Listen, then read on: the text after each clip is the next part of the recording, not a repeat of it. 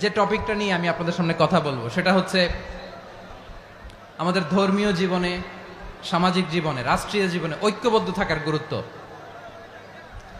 The importance of unity in our life. আমরা ঐক্যবদ্ধ জীবনযাপন করতে চাই কি চাই না? চাই। ঐক্যের কোনো বিকল্প নাই। গত 50 বছর তো দেখেছি এ ডিসইউনিটি, অনৈক্য, বিভেদ, বিচ্ছিন্নতা আমাদেরকে কোথায় নিয়ে গিয়েছে। এই যে দেখেন, কিছুদিন আগে আমাদের বর্তমান নেতা ডক্টর ইউনূস, উনি সব রাজনৈতিক নেতৃবৃন্দদেরকে ডেকেছেন একটা ইস্যুকে কেন্দ্র করে। তার মানে গোটা বাংলাদেশ এক হয়ে গিয়েছে। আমরা সবাই উদ্বেলিত হয়েছে, উচ্ছ্বসিত হয়েছে, ঠিক কিনা বলেন? রাজনৈতিক নেতাদেরকে ডেকেছেন উনি, আমরা এক হয়েছি। এরপরে ধর্মীয় অঙ্গনের যে লিডাররা, বিভিন্ন ধর্মের, শুধু মুসলিম না, সবাইকে ডেকেছেন, আমরা ঐক্যবদ্ধ হয়েছি। এটাকে বলে ন্যাশনাল ইউনিটি, জাতীয় ঐক্য। যে কোনো ধরনের কনস্পাইরেসি, ষড়যন্ত্র, আধিপত্যবাদ মোকাবেলায় জাতীয় ঐক্যের চেয়ে মোক্ষম হাতিয়ার আর নাই। আমাদের একটা প্রতিবেশী দেশ আছে, আমরা আমাদের দেশ নিয়ে যত ভাবি তারা তার চেয়ে বেশি ভাবে। কথা বুঝতেছেন না? আরো ভেঙে বলতে হবে। আমরা আমাদের দেশ নিয়ে যত উদ্বিগ্ন, এদের আরো টেনশন বেশি। বলেন, আমাদের দেশে শান্তি আছে না নাই? আমরা হিন্দু মুসলিমে কখনো দাঙ্গা লাগে? আসতে বলেন, কেন লাগে? ওদের পূজা পর্বণে আমাদের মাদ্রাসার ছেলেরা যে পাহারা দেয়, চিল্লায় বলেন ঠিক কিনা? আমাদের তাফসির মাহফিলের সময় ওরা ডিস্টার্ব করেন, ঢোল বাজায় না। ওদের পূজা পর্বণের সময় আমাদের তাফসির মাহফিলের ডেট হলে আমরা চেঞ্জ করে দেই। সুবহানাল্লাহ! কি সাম্প্রদায়িক সম্প্রীতির রোল মডেল। আর ওই বাংলাদেশের ব্যাপারে তারা অনেক ডিসইনফরমেশন ছড়াচ্ছিল। ভারতের অনেকগুলো গণমাধ্যম, আমি জেনারেলাইজ করব না, আমাদের প্রতিবেশী দেশের সব গণমাধ্যমকে আমি দোষ দিতে চাই না, অনেকগুলো গণমাধ্যম তারা ডিসইনফরমেশন শেয়ার করেছে। ডিসইনফরমেশন আর মিস ইনফরমেশনের পার্থক্য আছে। মিস ইনফরমেশন না জেনে ভুল বুঝে একটা মিথ্যা বা ভুল তথ্য ছড়িয়ে দেয়া, এটার ক্ষমা আছে, এটার কি আছে? আর ডিসইনফরমেশন মানে ইচ্ছা করে, প্ল্যান করে, ম্যাপ করে, ছক এঁকে মিথ্যা, গুজব, রটনা সোশ্যাল মিডিয়ায় ছড়ানো, এটার ক্ষমা আছে? আওয়াজ করে বলেন, ক্ষমা আছে?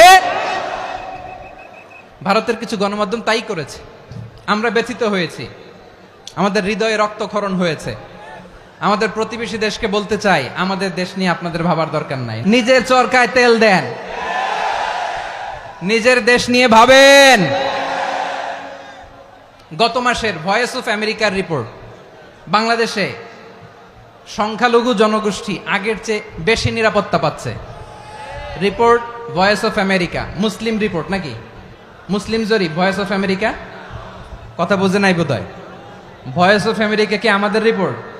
না, ভয়েস অফ আমেরিকার জরিপ, বাংলাদেশের সংখ্যালঘু জনগোষ্ঠী আগের চেয়ে ভালো নিরাপত্তা পাচ্ছে। শুধু এখানেই শেষ না, মাইক্রোসফটের একটা জরিপ শোনাই আপনাদেরকে। তারা সারা পৃথিবীতে গুজব, ভুয়া আর মিথ্যা নিউজ ছড়ানোতে কোন দেশ সেরা একটা রিপোর্ট করেছে। এর মধ্যে 1 নম্বরে এসেছে ভারতের নাম। মাইক্রোসফট তো মুসলমানরা চালায় না? কথা বোঝে নাই বোধহয়। প্রতিবেশী দেশকে বলবো, আপনারা নিজের চরকায় তেল দেন, আপনারাও শান্তিতে থাকেন, আমাদেরকেও শান্তিতে থাকতে দেন। সব চেঞ্জ করা যায়, প্রতিবেশী চেঞ্জ করা যায় না। আমাদের ল্যান্ড তাদের ল্যান্ড, পাশাপাশি। আমরা চাই তারাও সুখে থাক, আমরাও সুখে থাকি, ঠিক কিনা? কিন্তু প্রতিবেশী হলে বন্ধুত্বপূর্ণ আচরণ করতে হয়। প্রতিবেশী যদি বন্ধু না হয়ে প্রভু হতে চায়, এরকম দানব প্রতিবেশী কেউ চায় না। ভারত যদি বন্ধুত্ব উপহার দেয়, আমরাও বন্ধুত্ব দিব, কি বলেন? তারা যদি বন্ধুসুলভ আচরণ করে, আমরাও বন্ধুত্ব উপহার দেব। কারণ আমাদের পররাষ্ট্র নীতি হচ্ছে সবার সাথে বন্ধুত্ব, কারোর সাথে বৈরিতা নয়। আলহামদুলিল্লাহ বলেন, কত চমৎকার পলিসি আমাদের। আমরা নির্বিবাদী, আমরা বাংলাদেশিরা শান্তিকামী। We are proud of that. এজন্য আমরা গর্ববোধ করি। আমাদের পররাষ্ট্র নীতি সবার সাথে বন্ধুত্ব, কারোর সাথে শত্রুতা নয়। তাই প্রতিবেশী দেশকে বলবো, আমার ভাইয়েরা, আপনারাও আমাদের ভাই, বন্ধুত্ব দিলে বন্ধুত্ব পাবেন। বন্ধুত্ব ইজ ওয়েলকাম, দাদাগিরি নয়। বন্ধুত্ব ওয়েলকাম, দাদাগিরি নয়, লাউড অ্যান্ড ক্লিয়ার। ভারত যদি বন্ধুত্ব দেখায়, বন্ধুত্ব পাবে। কিন্তু ভারত যদি বাংলাদেশে আধিপত্যবাদ বিস্তার করতে চায়, বাংলাদেশের 18 কোটি জনগণ সেটা রুখে দেবে। ভারত যদি গৌর গোবিন্দের ভূমিকায় নামতে চায়, দেশের 18 কোটি মুসলমান শাহজালালের ভূমিকায় নামবে। প্রিয় ভাইয়েরা, আমরা বন্ধুত্বে বিশ্বাসী, শত্রুতায় নই, ঠিক কিনা বলেন? আল্লাহ আমাদেরকে বোঝার তৌফিক দান করুক। তাহলে এই যে তারা বলেছে এদেশে সংখ্যালঘুরা কষ্টে আছে, দুঃখে আছে, এটা কি ঠিক? বলেন, এটা কি ঠিক? না, তারা ডিস ইনফরমেশন শেয়ার করেছে, এটা ঠিক নয়। আমার প্রতিবেশী বন্ধু রাষ্ট্রকে বলবো, আপনারা এটা করবেন না, এটা করবেন না। আমরা শান্তিতে আছি, আপনারাও শান্তিতে থাকেন, আমাদেরকেও শান্তিতে থাকতে দেন। এই যে চিটাগাংয়ের অ্যাডভোকেট আলিফ হত্যাকাণ্ডে গোটা বাংলাদেশ আমরা ধৈর্যের পরাকাষ্ঠা দেখিয়েছে, চিল্লায় বলেন ঠিক কিনা? আমাদের নেতা আমাদেরকে ডেকেছে, আমরা শান্ত থেকেছি। আমরা শান্ত থাকতে চাই, আমরা ঐক্যবদ্ধ থাকতে চাই। যে কোনো ষড়যন্ত্র রুখে দেওয়ার জন্য ঐক্যবদ্ধ প্রচেষ্টার কোনো বিকল্প নাই। তাই আজকের আলোচনার ছোট্ট একটা টপিক আমি শিরোনাম ঠিক করেছি, আমাদের জীবনে, সমাজ জীবনে, ধর্মীয় জীবনে, রাষ্ট্রীয় জীবনে ঐক্যবদ্ধ থাকার গুরুত্ব। এবার আওয়াজ করে পেকুয়ার ভাইয়েরা বলেন, আমরা ঐক্যবদ্ধ জীবনযাপন করতে চাই কি চাই না? আল্লাহ তাআলা সে নির্দেশনাই দিচ্ছেন। আল্লাহ তাআলা ইরশাদ করছেন, ওয়া'তাসিমু বিহাবলিল্লাহি জামিআন ওয়া লা তাফাররাকু ওয়াযকুরু নি'মাতাল্লাহি আলাইকুম إذ كنتم أعداء فألف بين قلوبكم فأصبحتم بنعمته إخوانا وكنتم على شفا حفرة من النار فأنقذكم منها كذلك يبين الله لكم آياته لعلكم تهتدون الله أكبر পড়েন। আল্লাহ বললেন, ও গোলামেরা শোনো, ওয়া'তাসিমু বিহাবলিল্লাহি জামিআ, ও আমার গোলামেরা সবাই মিলে আল্লাহর রশিকে আঁকড়ে ধরো। আল্লাহর রশি হলো ইসলাম, আল্লাহর রশি হলো কোরআন। আল্লাহ বললেন, কোরআনকে আঁকড়ে ধরো, ইসলামকে আঁকড়ে ধরো। একা একা আঁকড়ে ধরলে চলবে না, জামিয়া, সবাই মিলে আঁকড়ে ধরো। এই আদেশটা আমাদের জন্য দান করেছেন কে? আল্লাহ তাআলার নির্দেশ, ওয়া'তাসিমু বিহাবলিল্লাহি জামিআ, সবাই মিলে আল্লাহর রশিকে আঁকড়ে ধরো। হাবলুল্লাহ মানে আল্লাহর রশি। হাবলুল্লাহ মানে কি? রশি। এই হাবলুল্লাহ, আল্লাহর রশি বা আল্লাহর রজ্জু দ্বারা উদ্দেশ্য হচ্ছে ইসলাম। আল্লাহর রশি দ্বারা উদ্দেশ্য কি? তাফসিরে অনেক ব্যাখ্যা এসেছে। এরকম পরিস্থিতিতে তাফসিরের সূক্ষ্ম সূক্ষ্ম বিষয়গুলো আমরা শোনাতে চাই, কিন্তু পরিবেশ হয়ে ওঠে না। আল্লাহর রজ্জু বা আল্লাহর রশি দ্বারা উদ্দেশ্য হচ্ছে ইসলাম। আল্লাহর রজ্জু বা আল্লাহর রশি দ্বারা উদ্দেশ্য হচ্ছে কোরআন, কারণ কোরআন আমাদেরকে ঐক্যবদ্ধ করে, ইসলাম আমাদেরকে ঐক্যবদ্ধ করে। চিল্লায় বলেন ঠিক কিনা? এজন্য আল্লাহ বললেন, তোমরা আমার রশিকে আঁকড়ে ধরো, বিচ্ছিন্ন হয়ে না। আমার দেয়া নেয়ামতগুলো স্মরণ করো। যখন তোমরা ছিলে শত্রু, তোমাদের মধ্যে হৃদয়ে আমি আল্লাহ ভালোবাসা ঢেলে দিলাম, ফলে তোমরা সবাই ভাই ভাই হয়ে গেলে। তোমরা সবাই ছিলে জাহান্নামের কিনারায়, জ্বলন্ত অগ্নিকাণ্ডের পাশে। আমি আল্লাহ দয়া করে ঈমানের বদৌলতে তোমাদেরকে আগুন থেকে ফেরালাম। আমি আল্লাহ দয়া করে তোমাদেরকে জান্নাতের পথ দেখিয়ে দিলাম। সুবহানাল্লাহ পড়েন। এমন পথ দেখালাম যেই পথ তোমাদেরকে জান্নাতে নিয়ে যাবে, পথের দিশা তোমরা পাবে। লাআল্লাকুম তাহতাদুন। প্রিয় ভাইরা, তাহলে আমাদের যে ঐক্যবদ্ধ থাকতে হবে, এই নির্দেশটা কার? নাকি মন মতো আমি বানায় বলতেছি? আওয়াজ করে বলুন, নির্দেশটা কার? আল্লাহর। তাহলে আমাদেরকে ঐক্যবদ্ধ জীবন যাপন করতে হবে। প্রিয় ভাইরা, ইসলাম আমাদেরকে ঐক্যবদ্ধ করে। ইসলাম আমাদেরকে কি করে? সংঘবদ্ধ করে, ঐক্যবদ্ধ করে। বিচ্ছিন্ন হওয়া যাবে না। বিরোধ, বিচ্ছিন্নতা, মতানৈক্য, এগুলো আমাদেরকে ধ্বংস করে, আমাদেরকে দুর্বল করে। আর আমাদের ঐক্যবদ্ধ প্রচেষ্টা আমাদেরকে বিজয়ের দিকে এক ধাপ এগিয়ে নেয়। চিল্লায় বলেন ঠিক কিনা? এজন্য আল্লাহ বললেন, ওয়া'তাসিমু বিহাবলিল্লাহি জামিআ, তোমরা আল্লাহর রশিকে আঁকড়ে ধরো, তোমরা ঐক্যবদ্ধ জীবন যাপন করো, তোমরা বিচ্ছিন্ন হইও না। বিচ্ছিন্ন হইলে লস, ঐক্যবদ্ধ হলে সেখানে কল্যাণ আছে না নাই? আমাদের আগে যে সমস্ত জাতিগোষ্ঠী ধ্বংস হয়েছে, বিভেদের কারণে হয়েছে। বিশ্বনবী বলেন, বুখারীর বর্ণনা, ফা ইন্নামা আহলাকাল্লাযীনা মিন ক্বাবলিকুম কাসরাতু মাসাইলিহিম ওয়া ইখতিলাফুহুম আলা আম্বিয়াইহিম। তোমাদের আগে ইহুদি নাসারারা যারা ধ্বংস হয়েছে, আমার গজবে উপনীত হয়েছে, দুইটা কারণ ছিল।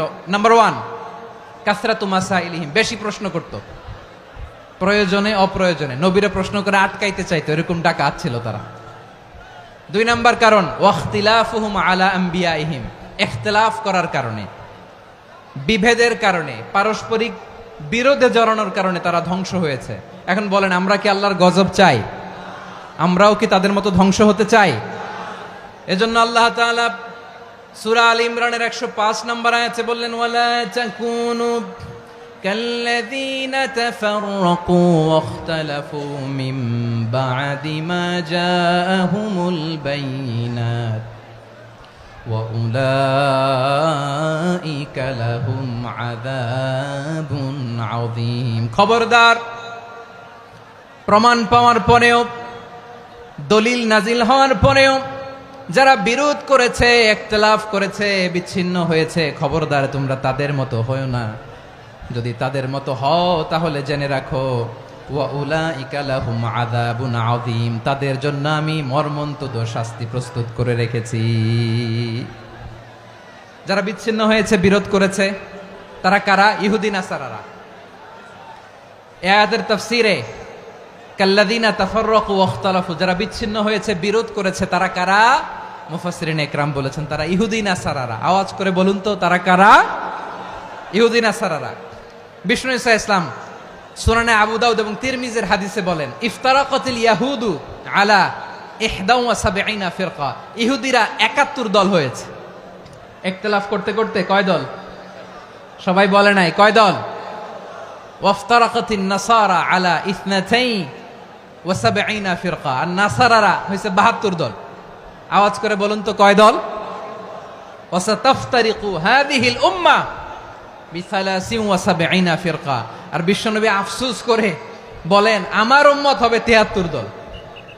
ইহুদি 71 দল, নাসারা 72 দল, আর আমার উম্মত, বুঝে থাকলে আওয়াজ করে বলেন। বিশ্বনবী বলেছেন, আমার উম্মত ভাগ হবে কয় দলে? কুল্লুহা ফিন্নার, সব জাহান্নামে যাবে, ইল্লা ওয়াহিদা, একটা দল ছাড়া।